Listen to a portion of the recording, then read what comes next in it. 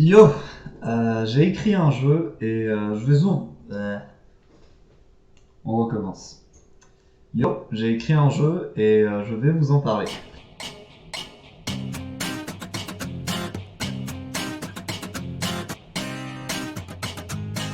Alors, il n'y a pas eu beaucoup de vidéos ces temps-ci parce que j'avais la flemme et que j'ai pas le temps. Voilà.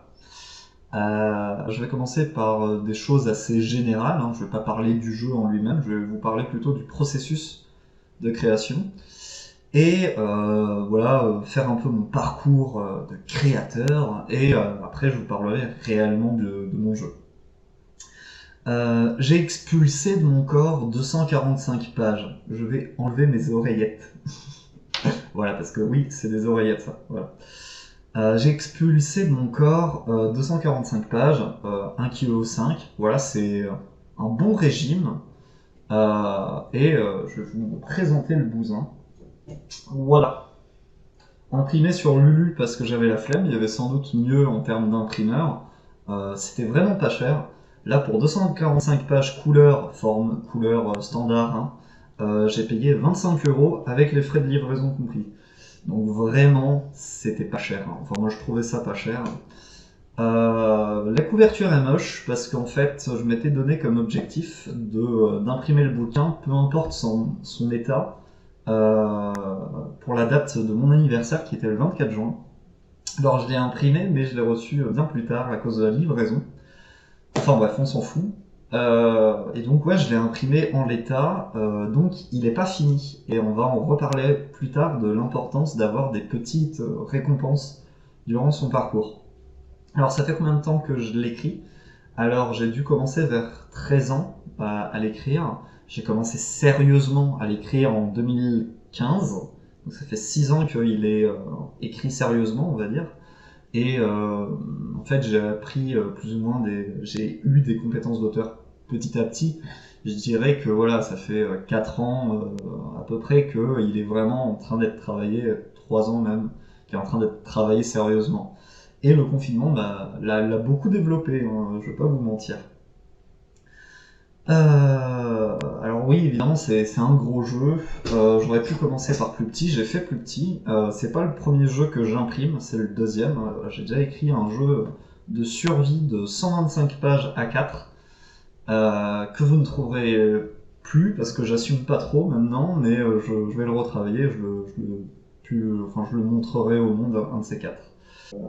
En parallèle de ça, j'ai créé un jeu un peu en mode Harry Potter de 80 pages, format A5. Et en parallèle de ça, j'ai créé un autre jeu sur le monomythe, qui fait également à peu près 80 pages, mise en page comprise, hein, sur ce thème. Et en fait, mon épisode sur l'épuisement créatif est lié à ça, à ce jeu-là. Parce qu'en fait j'ai trop bossé dessus avec beaucoup trop d'ambition en mettant trop la pression et ça aboutit sur un petit épuisement créatif qui s'est résorbé depuis, hein, il n'y a pas de problème. Voilà, et en fait ce jeu donc m'a fait tous les autres jeux en fait. Quand j'avais marre d'écrire ce jeu, je passais sur un autre, et après je revenais à celui-là. Et ce jeu, je l'ai écrit depuis 10 ans, il a grandi avec moi et j'ai appris à écrire avec ce jeu. Donc il porte tous les défauts que j'essayais de résoudre au fur et à mesure, je pense en avoir résolu pas mal, mais c'est vraiment ce jeu qui m'a fait travailler la question de la création de jeux de rôle, quoi.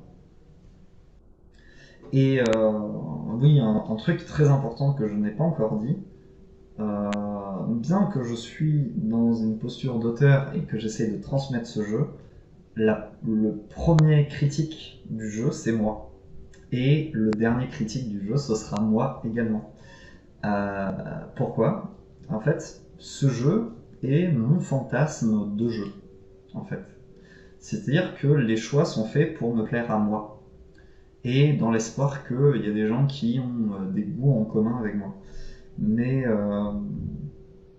la base de la base, c'est que le jeu me plaise. Le reste, ça peut, voilà, on peut négocier, mais il faut que le jeu me plaise de base. Euh, Il y a plein de cas où il y a plusieurs façons de faire. Que ce soit dans des questions d'univers, de système, de modèle économique, de format, de papier, de couleur. Il y a tout un tas de possibilités. Et il n'y a pas de bonne réponse. Il n'y a que des choix. Et en général, quand je vous donne un petit tips, quand j'aime pas un choix qu'a fait quelqu'un en mode créateur-auteur, bah, je réponds bah, c'est un choix d'auteur. Et c'est le cas. C'est-à-dire que moi, des fois, j'ai fait des choix qui plairont pas ou les gens trouveront nuls. Mais comme c'est mes choix à moi, bah, moi, je les valide selon mes critères. Donc, anyway. Du coup, alors, ça fait quoi Est-ce que bah, imprimer un bouquin de jeu de rôle, faire un jeu de rôle, c'est atteindre un statut incroyable et impressionnant dans le milieu? Pas du tout. Pas du tout du tout. Et on va en reparler. Alors, c'est quoi la jeune vie d'auteur slash créateur qui a pas fait ses preuves? Parce que moi, en toute honnêteté, j'ai pas fait mes preuves. Personne ne connaît mon travail, à part peut-être quelques-unes de mes vidéos. Mais voilà, ça se compte sur les doigts de deux mains, peut-être de quatre mains, les playtesters que j'ai eus qui ont aimé mon travail et qui l'ont reconnu, quoi. Donc c'est pas énorme, bon c'est déjà ça, je suis content de ce que j'ai fait, mine de rien, j'ai eu parfois des bonnes critiques, parfois des mauvaises, et les mauvaises critiques sont des bonnes façons d'avancer. Donc déjà je vais revenir un peu sur la question, c'est quoi un auteur, c'est quoi un créateur? Alors moi je suis un créateur parce que j'ai pas publié mon travail. J'écris, je crée, et dans l'esprit j'essaie d'être auteur parce que j'ai envie de transmettre ce que je crée. C'est-à-dire que là, ça, c'est... oula, jolie illustration. C'est fait pour le transmettre à quelqu'un. C'est pas juste pour moi que je l'ai écrit. Par contre, j'ai pas encore fait en sorte que ça soit disponible au plus grand nombre. En tout cas, j'ai pas mis les efforts pour que ça soit le cas. Du coup, il n'est pas encore transmis. Donc moi, pour moi, je suis juste créateur. C'est du pinaillage, on est d'accord. Mais faut bien avoir l'idée que pour moi, un auteur, ce qui est le plus important pour un auteur, c'est réussir à bien transmettre ce qu'il voulait faire, ses idées, etc. Avoir une bonne transmission, et c'est extrêmement difficile. C'est beaucoup plus difficile qu'on ne le croit. Enfin bref, on passe à la suite. Donc c'est quoi la vie d'un jeune créateur slash auteur qui n'a pas fait ses preuves? Alors si tu as la fibre créative, il se peut que tu as commencé à écrire ton jeu de rôle avant d'avoir des compétences d'auteur, de transmission. Et pour faire quelque chose de pertinent par rapport à ce qui sort, bah, il va falloir acquérir beaucoup de culture, bouffer beaucoup de manuels. En tout cas, moi, c'est ce que je pense très fortement. Peut-être que ça vous parle pas comme méthode, hein, mais moi j'ai plus confiance dans un jeu qui vient de quelqu'un qui connaît le milieu et qui a lu énormément de choses derrière, que quelqu'un qui pense révolutionner tout sans avoir d'idée de qu'est-ce qui se fait sur le marché, quoi. C'est pas une question de vente, hein. C'est pas une question de positionnement, c'est juste une question de ne pas utiliser la hache tandis que tout le monde utilise des tronçonneuses. Voilà, c'est se tenir au courant de qu'est-ce qui se fait, quelles sont les innovations, etc. Pour moi, c'est très important. Donc il a beaucoup de choses à apprendre, le jeune auteur, et je dirais que voilà, sa capacité à apprendre et à se remettre en question va faire la qualité de son travail. Donc finalement, la plus grande qualité de l'auteur, c'est l'humilité. On va y en avoir trois grandes qualités, là je traite la première, c'est l'humilité par rapport à ça. Je suis fier de ce que j'ai fait, mais ce que j'ai fait ne révolutionne rien. C'est un jeu de rôle parmi tant d'autres, il a ses qualités, il a ses défauts, moi j'en suis content, j'ai fait des choix qui plairont pas à tout le monde, et j'accepte totalement les critiques, le fait que voilà, c'est pas le jeu de rôle de l'année, c'est pas forcément même un bon jeu de rôle, mais moi j'en suis content.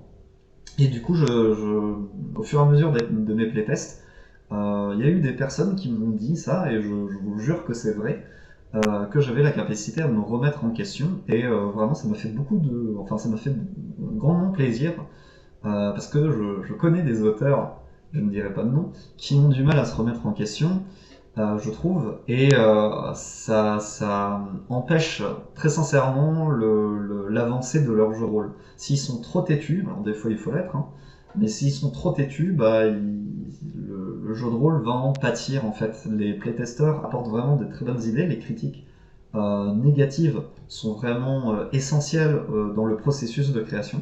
Et si c'est pas pris en compte, bah, c'est moins bien, selon moi. Donc voilà, si t'es un génie du game design, mais que tu te la pètes tout le temps, personne ne va s'intéresser également à ton travail. Parce que survendre quelque chose, ça te rend antipathique. Et le milieu du jeu de rôle étant petit, bah il faut mieux pas être antipathique si on a envie que quelqu'un s'intéresse à toi. Si tu as envie que quelqu'un s'intéresse à toi. Voilà. Et du coup, ouais, des fois, tu penses que t'as raison, tu sais que t'as raison dans ta tête, mais tu vas quand même te taire et écouter les avis. Et parfois, t'as des bonnes surprises, parfois pas. Mais en tout cas, c'est quelque chose que j'applique notamment dans mes retours, c'est que je me tais et j'écoute. Voilà. C'est un truc très classique pour les phases de playtest, mais je vous le dis. L'autre, et là on arrive à la deuxième qualité de l'auteur selon moi, c'est d'être tenace. Parce que c'est long. Ah, c'est long. Ah là là, c'est long. Ça dépend de la taille du projet, évidemment. Alors moi, je suis parti sur un vraiment gros truc. Hein. Bon, c'est pas le truc insurmontable, mais quand même, ça fait à peu près 10 000 mots. Alors, enfin, c'est beaucoup plus de 10 000 mots, pardon. C'est 120 000 à peu près. Donc, c'est un jeu de rôle classique du commerce, on va dire. C'est à peu près l'équivalent d'un roman de poche de 300-400 pages, quoi.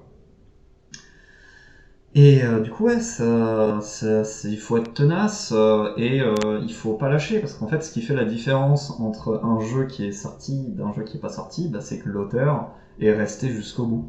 Et des fois, il y a des auteurs qui sont très doués, très compétents, mais qui n'arrivent pas au bout de leur projet parce que, bah, au bout d'un moment, ils ont X raisons qui fait qu'ils arrêtent. Ça peut être pas le temps, pas de motivation, ce genre de choses. Donc ouais, la ténacité, le fait de pouvoir rester sur son projet à long terme, c'est la deuxième grande qualité de l'auteur. Et tenace parce que vous risquez d'être seul au début. La vie d'auteur, de jeune auteur qui n'a pas fait ses preuves, bah, c'est de se prendre des murs. C'est-à-dire de parler dans le vent, d'exposer, de demander de l'aide et que personne vous réponde, que personne veut jouer à votre jeu. Ça fait partie du jeu.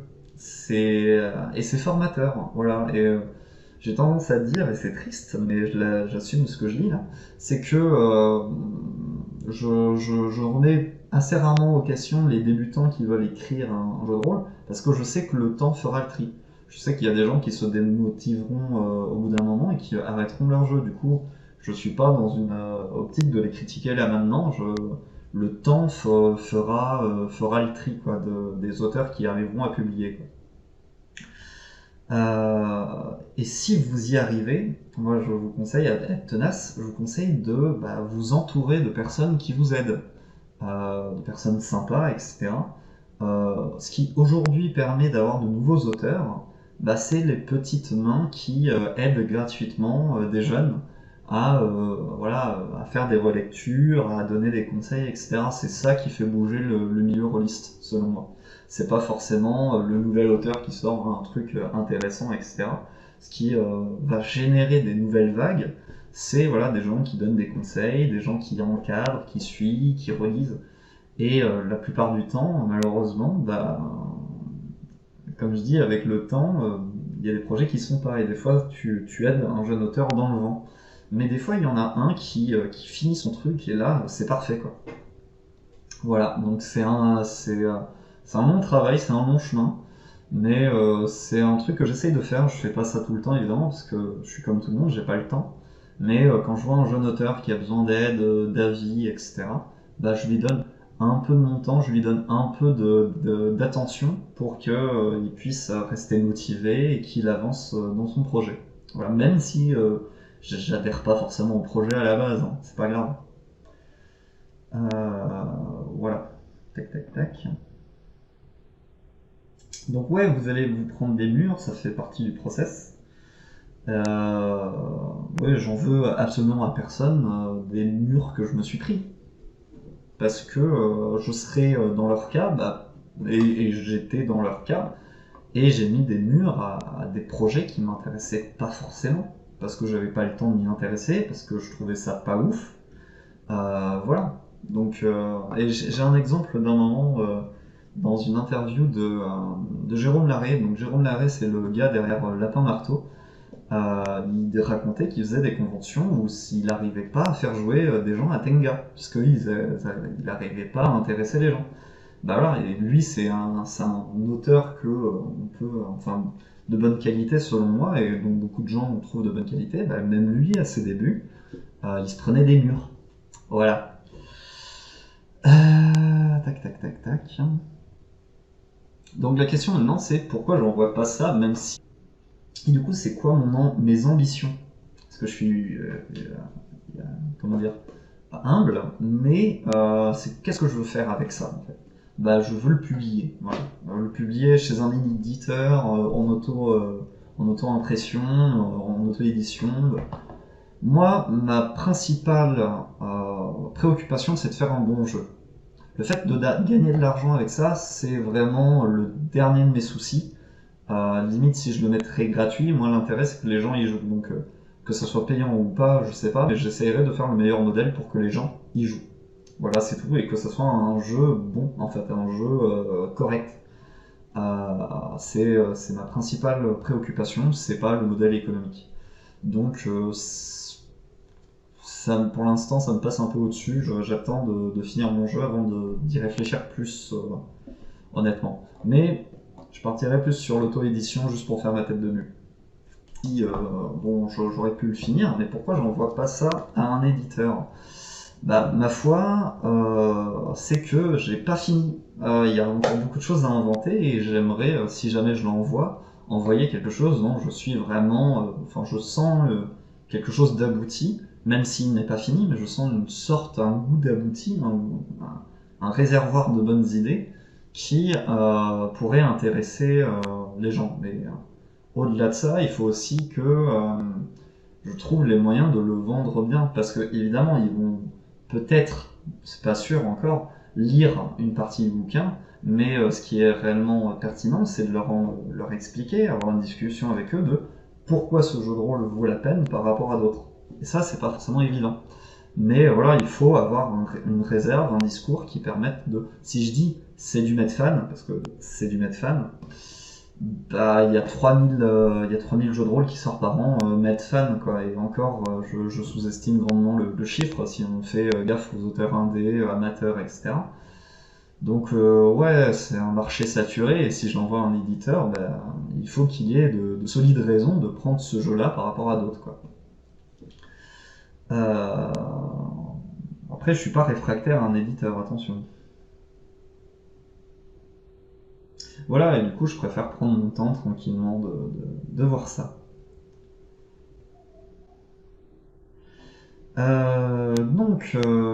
Où en est le projet? Donc là, on va commencer à parler du projet. Je pense que je suis à 70-80% de l'écriture. C'est-à-dire que j'ai bientôt fini le premier jet. Je vais repasser sur le travail fait pour donner un peu plus de style, corriger la formulation, etc. Donc il va y avoir un travail de relecture de ma part, tout d'abord, et après de la part d'amis qui accepteront de le relire gentiment, parce que voilà, j'ai des gens, j'ai réussi à m'entourer de gens fort sympathiques qui me proposent de temps à autre ça. C'est un travail herculéen, donc évidemment je leur donnerai qu'une petite partie du boulot, parce que voilà, et puis pourquoi pas engager des professionnels de la relecture. J'ai une amie, RL, si tu regardes la vidéo, qui est professionnelle de la relecture. Et du coup, évidemment, je la payerai parce que voilà, elle fait un travail de qualité professionnelle, donc c'est normal qu'elle soit rémunérée à ça.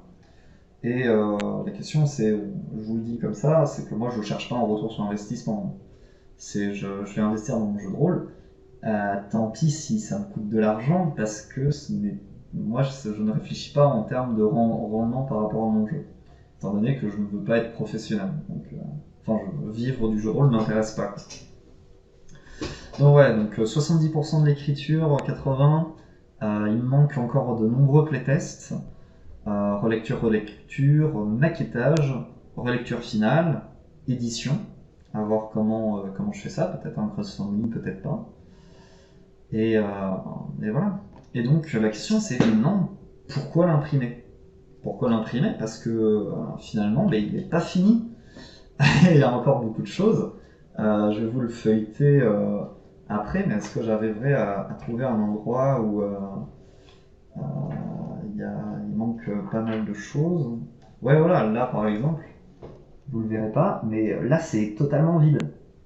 Il y a pas grand chose. C'est juste des rubriques en mode il faut penser à écrire ce genre de truc. Donc voilà, il est pas fini, mais en fait j'ai fait imprimer ce livre parce que je ne voulais pas devenir fou. Voilà, parce qu'en fait quand tu bosses 10 ans sur un projet que tu ne matérialises jamais, t'as une montée, une impatience de le montrer aux gens, de le montrer à tes proches, d'avoir la chose en main.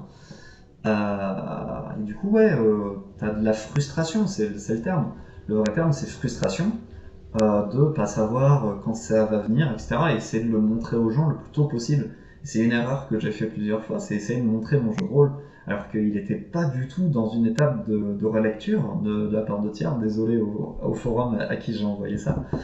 Et mais j'avais besoin en fait. C'est pourquoi je demandais des relectures, c'est tout simplement j'avais besoin que les gens reconnaissent le boulot et l'existence de mon projet, juste pour me permettre de le continuer quoi. De me dire que je fais pas ça que dans mon coin, que je suis pas en train de faire quelque chose de nul ou de fou quoi.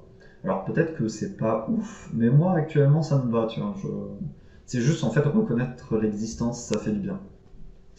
Et oui, le fait de l'imprimer, déjà, en toute honnêteté, ça m'a fait quelque chose parce que c'est quand même un beau morceau. Et puis, j'ai pu le montrer à des proches. Et même s'ils sont pas très intéressés du jeu de rôle, alors je suis pas rentré dans les détails parce que ça les intéresserait pas. J'ai dit les choses qui les intéresseraient, c'est-à-dire le travail que j'ai fait, une question de maquettage, une question voilà, de modèle économique peut-être, ou ce genre de choses, qui les intéressent plus que de dire bon, j'ai fait 18 classes, 30 races, bon j'ai pas fait ça. Mais voilà, ça c'est des trucs qui les auraient pas intéressés de base. Mais ouais, c'est du coup en fait, pour résumer, pourquoi j'ai imprimé ce livre, c'est juste pour que je puisse continuer à travailler dessus, à avoir la motivation de travailler dessus. Et aussi, paradoxalement, pour me permettre de faire une pause. Parce que j'arrête un peu de le travailler depuis qu'il est imprimé pour me reposer, pour passer à autre chose. Et même si le projet ne continuerait pas, même si, mettons, j'arrête totalement parce que je suis démotivé, eh j'aurais déjà ça. J'aurais déjà ça et c'est pas rien. Et du coup, je pourrais être fier de moi, être content et satisfait du travail accompli. Parce que j'ai un livre jouable qui est écrit de ma main, euh, et c'est déjà un aboutissement en soi. Même si le contenu n'est pas abouti, le fait que ce truc existe et soit dans mes mains, c'est un aboutissement incroyable. Et beaucoup d'auteurs débutants, etc., rêveraient, c'est peut-être un peu fort, mais aimeraient fortement être à ce stade du projet, c'est d'avoir quelque chose d'abouti en main. Et jouable, parce que ce jeu est jouable, parce que j'y ai joué plusieurs fois. Voilà. Et donc peut-être qu'on va rentrer dans une phase de présentation. Euh, Parler aux autres de son projet, c'est un peu difficile des fois parce qu'il faut essayer de le convaincre que c'est intéressant. Et des fois j'ai la flemme. Des fois j'ai la flemme d'expliquer en quoi mon projet est intéressant. Parce que moi je sais pourquoi il est intéressant. Et devoir le formuler, de devoir comprendre la grille de lecture, d'évaluation de l'autre, savoir qu'est-ce qu'il trouve intéressant, qu'est-ce qu'il ne trouve pas intéressant, c'est pas la même chose chez moi que chez lui. C'est un processus qui est long et qui m'attire pas trop, je dois vous avouer. Voilà, en tout cas, ça me demande beaucoup d'énergie de faire ça. Euh, Voilà. Je vais terminer sur un feuilletage du jeu, là où je vais vous montrer un peu qu'est-ce que c'est précisément. Donc ça intéressera pas tout le monde. Du coup, si vous voulez quitter la vidéo là, allez-y, il n'y a pas de problème. Voilà, allez à toutes.